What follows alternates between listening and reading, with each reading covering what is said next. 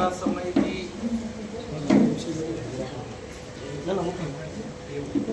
અદાણીની સરકાર એટલે કે સાહુકારોની સરકાર આ બીજેપી કામ કરી રહી હોય તેવું લાગે.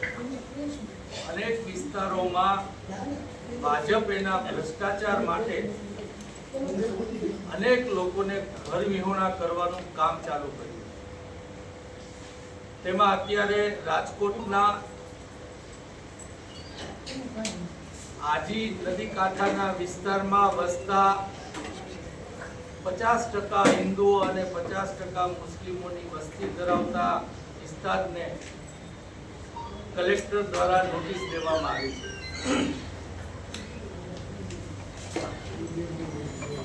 ગુજરાતના લોકોએ સમજવાની જરૂર છે, ચાહે એ ગરીબ હોય, મધ્યમ વર્ગના હોય કે સુખી સંપન્ન હોય.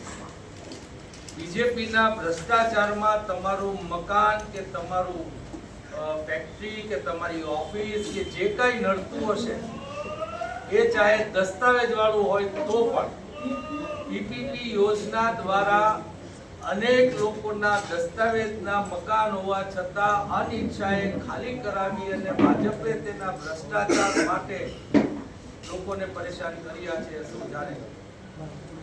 ત્યારે ગુજરાતની પ્રજા જાગૃત થાય. ગરીબ માણસ છે એ રાજકોટ શહેરમાં કે કોઈ પણ શહેરમાં જાય ત્યાં મજૂરી કરે છે. એ શહેરના વિકાસનું એટલે કે એનું જંતરથી લઈ બીજી ત્રીજી મજૂરી આ છે તે છે બધું જ ગરીબ માણસ દ્વારા નિર્માણ થતું હોય છે. એના વગર શહેરનો વિકાસ શક્ય નથી હોતો. તે લોકો એમની રોજી રોટી એટલે કે 2 સમયનું ખાવા માટે શહેરમાં આવે અને ત્યાં 30-40 વર્ષથી રહી અને શહેરના વિકાસના ભાગીદાર બન્યા હોય એ લોકોને આજે 40-50 વર્ષે એની 25 વાર જમીન જે એક સામાન્ય માણસનો આ દેશના માલિક તરીકે કમસે કમ અધિકાર ગણવો જોઈએ તેને પણ કાઢી અને એને ઘર વિહોણા કરી અને એની રોજગારી એટલે કે એ લોકોનું 2 સમયનું ખાવાનું જેના ઉપર આધારિત હોય છે એ પણ છીનવવામાં ભાજપ સરકારને શરમ નથી આવતી. લોકો મરે, ટીઆરપી કાંડ હોય, મોરબી હોય, સુરત હોય, બરોડા હોય, લોકો મરે એનો વાંધો નથી, લોકો ઘર વિહોણા થાય એનો વાંધો નથી, પણ ભાજપને એનો ભ્રષ્ટાચાર ને રૂકાવટ ન આવે, અદાણીઓ ઊભા થાય અને એના કમાઓ દીકરા બને, આ માનસિકતા ધરાવતા ભાજપને યાદ અપાવવા માંગીએ છીએ કે આ ગુજરાત છે વેપારી માનસિકતા ધરાવતું આ ગુજરાત ગાંધીજીને અને સરદારને પણ જન્મ આપી શકે છે. ભાજપ વાળાએ ન ભૂલવું જોઈએ. ત્યારે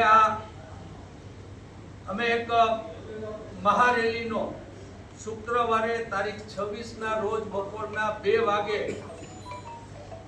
મહાદેવના નારા સાથે કૃષ્ણ ચોકમાંથી અમે આયોજન કરેલું છે. એ મહારેલી અમારે થોડા કિલોમીટર ચાલશે અને એક પ્રતિનિધિ મંડળ કલેક્ટરને અને પોલીસ કમિશનરને આવેદન દેવા જશે.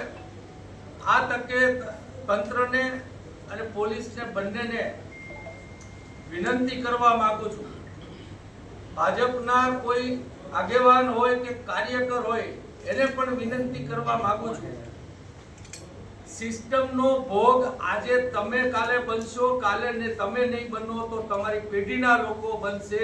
સિસ્ટમ જે ઊભી થઈ રહી છે અમુક લોકો માટેની, એમાં તમે બીજા લોકોમાં આવો છો.